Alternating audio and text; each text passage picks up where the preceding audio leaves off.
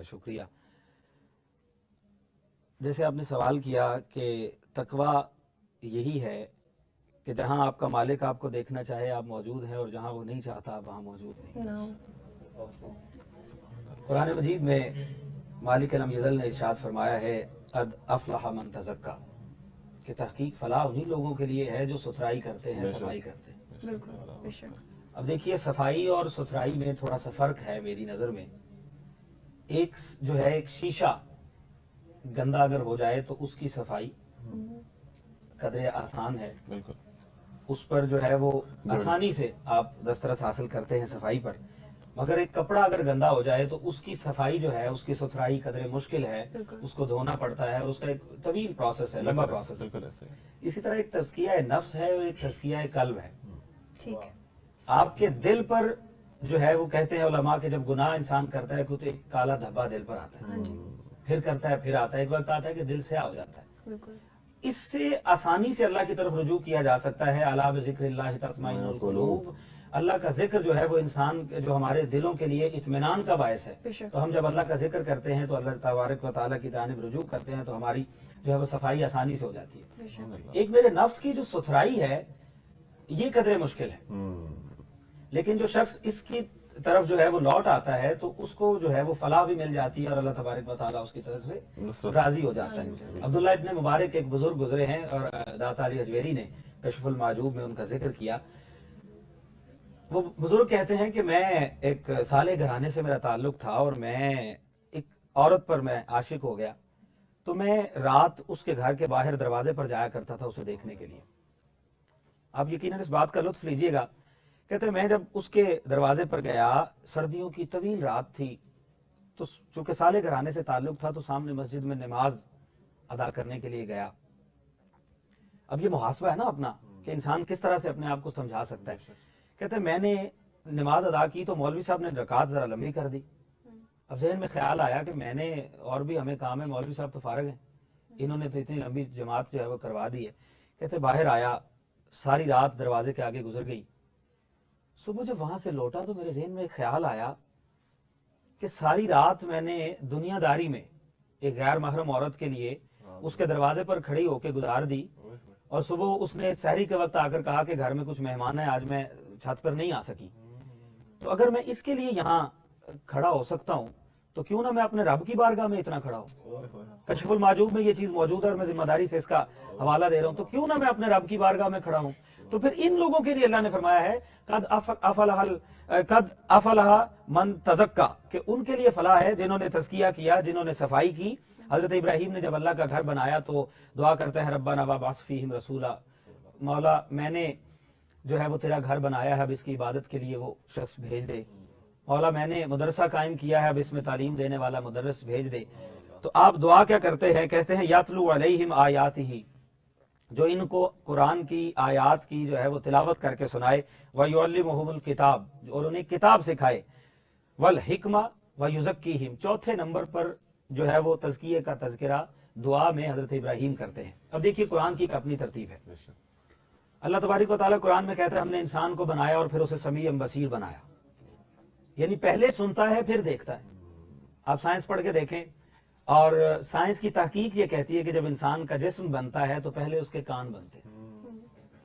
پہلے اس کے جسم میں جو ہے جب اعضاء بننا شروع ہوتے ہیں تو پہلے اس کے کان بنتے ہیں. اس کی وجہ یہ ہے کہ کان کے ساتھ ایک روٹ کینال منسلک ہوتی ہے جس میں ایک فلوئڈ ہوتا ہے، جس میں ایک جو ہے آپ کہہ لیں لیکوڈ ہوتا ہے، اور وہ لیکوڈ انسان کے جسم کو توازن میں رکھنے کے لیے استعمال ہوتا ہے. اللہ تعالیٰ نے جو ترتیب، قرآن کی ایک اپنی ترتیب ہے نا. وہ ایک شخص بیمار ہو گیا اور وہ کھڑا ہوتا تھا گر جاتا تھا. اس سے پوچھا گیا کہ کیا وجہ ہے؟ تو کہتا ہے میں جب کھڑا ہوتا ہوں تو مجھے لگتا ہے میں ٹیڑھا کھڑا ہوں، تو میں اپنے آپ کو سیدھا کرنا چاہتا ہوں تو میں گر جاتا ہوں. کیوں؟ اس کا وہ جو فلوئڈ تھا وہ امبیلنس ہو گیا اور اس کے دماغ کو پیغام ٹھیک نہیں پہنچ رہا تھا، تو وہ اپنے آپ کو توازن میں رکھ نہیں پا رہا تھا. تو یہ اللہ تعالیٰ کی ایک ترتیب ہے. اللہ تعالیٰ نے جب قرآن میں فرمایا کہ یہ جو زمین پہلے بنائی، آپ کوئی بلڈنگ تیار کرتے ہیں تو پہلے اس کا جو ہے وہ آپ اس کی بیس بناتے ہیں، بنیاد بناتے ہیں، فاؤنڈیشن بناتے ہیں. اللہ تعالیٰ نے بھی جب دنیا بنائی ہے تو پہلے زمین بنائی 2 دنوں میں. قرآن کہتا ہے کہ 2 دنوں میں اللہ تبارک و تعالیٰ نے زمین بنائی. اسی طرح جب آپ اپنے مکان کو مسمار کرتے ہیں تو اس کی بھی ایک ترتیب ہے. پہلے آپ اپنی الیکٹریسٹی وائرنگ کو نکالتے ہیں، پھر آپ اپنی چھت گراتے ہیں، پھر دیواریں، اور پھر نیچے تک پہنچتے ہیں. قرآن بھی اسی طرح ہی اللہ تعالیٰ نے کہا کہ جب یہ دنیا ختم ہوگی تو پہلے یہ سورج چاند ستارے جائیں گے، پھر آسمان، اور پھر ایک سارا معاملہ، تو ایک ترتیب ہے۔ اللہ تبارک و تعالیٰ نے اب وہ جو تزکیہ حضرت ابراہیم نے چوتھے نمبر پر کہا، وَيُعَلِّمُهُمُ الْكِتَابَ وَالْحِكْمَةَ وَيُزَكِّيهِمْ، اللہ تبارک و تعالیٰ نے اس کی ترتیب تھوڑی بدل دی۔ جہاں اس کی ضرورت تھی اللہ تبارک و تعالیٰ نے وہاں فرمایا لقد من اللہ علی المؤمنین، یقیناً جو ہے وہ اللہ تبارک و تعالیٰ کا احسان ہے مومنین پر کہ اس نے اپنا ایک محبوب بندہ، اپنا جو ہے وہ محبوب رسول ان کو دیا۔ کس لیے دیا؟ یتلو علیہم آیاتہ، کہ وہ انہیں جو ہے وہ آیات کی تلاوت کر کے انہیں سنائے، اور ساتھ ہی وَيُزَكِّيهِمْ، یعنی وہ دوسرے نمبر پر آ گیا، چوتھے نمبر سے دوسرے نمبر وَيُزَكِّيهِمْ، پھر بات آئی وَيُعَلِّمُهُمُ الْكِتَابَ وَالْحِكْمَةَ۔ ترتیب مالک لم یزل نے اس طرح سے چینج کی کہ جو تزکیہ نفس ہے اس کی ضرورت پہلے ہے۔ اب تزکیہ نفس پر اگر بات کریں، میں انشاءاللہ مختصراً اس کو جو ہے وہ کمپلیٹ کرنے کی کوشش کرتا ہوں۔ اب ایک شخص بات کرتا ہے اور وہ ایک بات، معزز آدمی ہے، وہ بات کرے تو اس کی بات کا ایک وقار، ایک معیار، ایک مرتبہ ہوتا ہے، ہم اس کی بات کو مانتے ہیں۔ اگر وہ شخص قسم اٹھا کر بات کرے تو کیا بات ہے؟ اب وہ شخص 2 بار قسم اٹھائے، 3 بار قسم اٹھائے، 4 بار قسم اٹھائے، حتیٰ کہ 7 مرتبہ قسم اٹھا کر بات کہے تو اس کی بات بڑی مدلل ہو جائے گی، اور اس کی بات پر اگلی۔ تو اب مالک لم یزل قرآن میں جو ہے وہ 7 مرتبہ قسم کھا کر اللہ تبارک و تعالیٰ نے فرمایا ہے قد افلح من زکاہا وقد خاب من دساہا، کہ یقیناً فلاح انہی لوگوں کے لیے۔ اللہ نے پیچھے بڑی قسمیں کھائی ہیں، کہا مجھے اس کی بھی قسم، اس کی بھی قسم، اس کی بھی قسم، آخر پر کہا لیکن فلاح انہی لوگوں کے لیے ہے جو اپنی ستھرائی کرتے ہیں، اور جو نہیں کرتے وہ فلاح پر نہیں ہے، جو نہیں کرتے وہ تباہ و برباد ہیں۔ اب اس پر اجر و ثواب اس کے اللہ تعالیٰ کی طرف سے ملتا کیا ہے، انعامات کیا ہیں، اور اس پر اللہ تعالیٰ کی ناراضی کس طرح سے ہے، بس یہ مختصراً میں کرتا ہوں اور پھر انشاءاللہ دوستوں کی طرف چلتے ہیں۔ اللہ تبارک و تعالیٰ، دیکھیں ایک ایمرجنسی میں کوئی مریض آتا ہے نا، تو اس کا ایک ابتدائی طبی امداد کی جاتی ہے، فرسٹ ایڈ جسے آپ کہتے ہیں، تو ایمرجنسی وارڈ میں آتا ہے تو وہاں پہ تھوڑا سا عملہ ہوتا ہے۔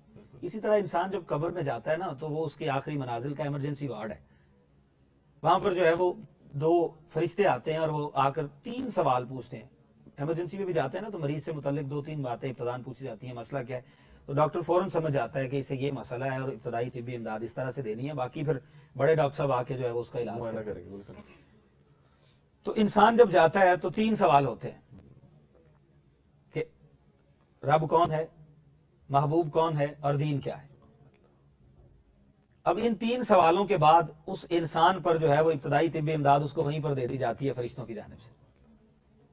اس کے بعد ایک وقت آتا ہے کہ جب اللہ کی بارگاہ میں انسان نے حاضر ہونا ہے تو پھر 4 سوال کیے جاتے ہیں، زندگی کہاں گزاری، جوانی کہاں گزاری، مال کہاں سے کمایا اور کہاں پہ لگایا۔ اور اللہ تبارک و تعالیٰ کی بارگاہ میں انسان تب تک اپنے قدم جو ہے وہ ہلا نہیں سکے گا، اور پھر اللہ تعالیٰ جو ہے وہاں پر، اب منافقین کے لیے تو اس میں تزکیہ ہے ہی نہیں۔ تزکیہ کی بھی 2 قسمیں دیکھیں، ایک جو ہے وہ کپڑے کی دھلائی ہے اور ایک سونے کی دھلائی ہے۔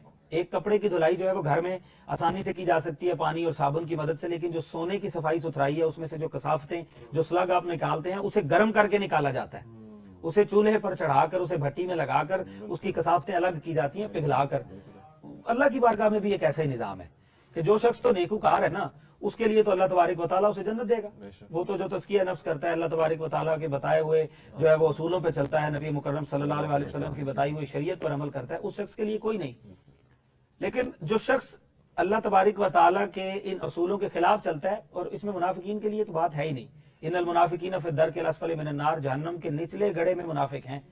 اور اللہ تبارک و تعالیٰ نے قرآن میں فرمایا لا یکلم اللہ یوم القیامہ ولا یزکیہم، کہ وہ لوگ جو اللہ تبارک و تعالیٰ کے حکم کے خلاف چلتے ہیں، اللہ تعالیٰ ان سے قیامت والے دن کلام بھی نہیں کرے گا، اور پھر ان کا تزکیہ بھی نہیں ہے۔ جو منافق لوگ ہیں ان کا تزکیہ بھی نہیں ہے، لیکن جو مومن ہے وہ ایمان رکھتا ہے لیکن تزکیہ نفس سے دور تھا، تو اس کے لیے پھر وہ سونار کی بھٹی والا نظام ہے کہ اللہ تبارک و تعالیٰ پہلے اسے آگ میں ڈالے گا، مالک کا ایک نظام ہے نا، اس کی صفائی ستھرائی وہاں پر ہوگی، اور پھر وہ جب پیور ہو جائے گا تو پھر اللہ تبارک و تعالیٰ اسے جنت میں جانے کا حکم دے گا، اور جہنم سے نکل کر جنت میں جو سب سے آخری شخص جائے گا نا اللہ تبارک و تعالیٰ کی بارگاہ میں عرضی پیش کر کے کہ مالک کا مہربانی فرما، تو اللہ اسے اپنی رحمت سے جب جنت میں بھیج دے گا تو پوچھا جائے گا کہ کیا چاہتا ہے، کہتا ہے مالک بس تھوڑی سی جگہ چاہیے، تو اللہ فرماتا ہے اسے دنیا سے 10 گنا جگہ زیادہ عطا سبحان اللہ، پوری دنیا سے پوری دنیا 7 بر اعظموں پر پھیلی ہوئی، جس کا ہمیں علم ہے، اس سے زیادہ بڑا کچھ ہے، بڑے جہان ہے، بڑا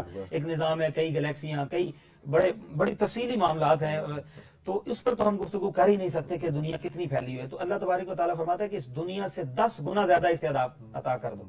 پھر اللہ پوچھے گا راضی تم، کیا تم راضی ہو؟ وہ کہے گا مالک راضی میں تو، میری اوقات، میری وساطت، میری ہمت، میری توفیق جو ہے، میرے خیال سے، میرے وہم سے اتنا بلند مرتبہ تو نے مجھے عطا کیا ہے. اور پھر جو اللہ تبارک و تعالیٰ کی راہ پر چلتے ہیں، جو لوگ نماز پڑھنے والے ہیں، جو اللہ تبارک و تعالیٰ سے ڈرنے والے ہیں، جو لوگ اللہ تبارک و تعالیٰ کی مان کر سن کر چلنے والے ہیں، اللہ کے بتائے ہوئے راستے پر اپنے تزکیے کی جو ہے اپنے نفس کا تزکیہ کرنے والے ہیں، صفائی ستھرائی کرنے والے ہیں، ان کے لیے اللہ فرماتا ہے کہ یہی تو لوگ ہیں جو وارث ہیں. والذین یرثون الفردوس. پوچھا گیا مالک کس کے وارث ہیں؟ کہا گیا یہ فردوس کے وارث ہیں. اور ہم فیہا خالدون، یہ ایک دن کے لیے وارث نہیں ہیں، یہ اس میں مستقل رہنے والے ہیں.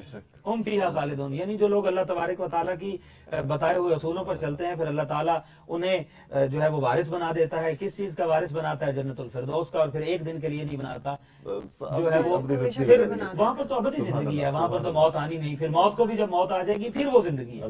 تو پھر جب جنت الفردوس کے وارث وہ تزکیہ نفس کرنے والے مومن بنا دیے جائیں گے تو پھر وہاں پر جو ہے وہ بہاریں اور اللہ تبارک و تعالیٰ کے دیدار اور خوبصورت. سرچ کر کے دیکھیں معاشرے میں مور دین 95% جو لوگ ہیں انہیں تزکیے کا مطلب ہی نہیں معلوم. نفس ہے کیا، نفس کہتا کیا ہے، اللہ کی رضا کیا ہے، تقویٰ کیا ہے، اس کا معلوم ہی نہیں ہے. اب جب مجھے یہ نہیں پتا کہ نفس کو کس طرح کنٹرول کرنا ہے اور اصل میں کرنا کیا ہے جو اللہ چاہتا ہے، تو پھر میں کس طرح سے جو ہے وہ جنت کے راستے پر چل سکتا ہوں. تو سب سے پہلے تو ہم آج بے روی کا شکار ہو چکے ہیں نا. تو اس میں وہ باتیں ہم پہلے پروگرامز میں کر چکے ہیں کئی بار کہ تعلیمی جو ہے معیار میں ہمیں وہ چیزیں شامل کرنی چاہیے کہ ہمارے بچوں کو وہ چیزیں سکھائی جائیں کہ دنیا داری. میں قائل ہوں اس چیز کا کہ جو ہے وہ دنیا میں جو ہے یونیورسٹیز میں پڑھنا چاہیے، آپ دنیاوی تعلیم حاصل کریں، لیکن دنیاوی تعلیم کو حاصل کرنے کا مقصد اگر آپ کا یہ ہو کہ میں جو ہے وہ ایجوکیٹڈ کمیونٹی کو قریب لے کر آؤں گا اللہ کے دین کے، تو پھر وہ بھی دین جائز ہے. لیکن اس کے ساتھ ساتھ یہ ضرورت ہے وقت کی کہ آپ دنیا کی تعلیم کے ساتھ ساتھ اللہ تبارک و تعالیٰ کے دین کی طرف بھی جو ہے وہ راغب ہوں، کیونکہ دونوں کو بیلنس میں لے کے چلنا پڑے گا. ان اکرمکم عند اللہ اتقاکم، وہاں پر پی ایچ ڈی اسکالر نہیں دیکھا جائے گا، وہاں پر یہ نہیں دیکھا جائے گا حضرت صاحب نے کتنی کتابیں لکھی ہوئی ہیں، ان کی کتابیں جو ہے وہ انڈیا میں جو ہے وہ انجینئرز پڑھتے ہیں. نہیں، وہاں پر صرف یہ دیکھا جائے گا یہ شخص کتنا متقی ہے، اللہ کو کتنا راضی کرتا تھا، بابو کی شریعت پر کتنا عمل کرتا تھا. تو یہ سیکھنے کی ضرورت ہے. پھر جو معاشرے میں ہم کہتے ہیں کہ ہمیں تزکیہ ہمارے لیے بہت مشکل ہو چکا ہوا ہے، پھر ہم اس کو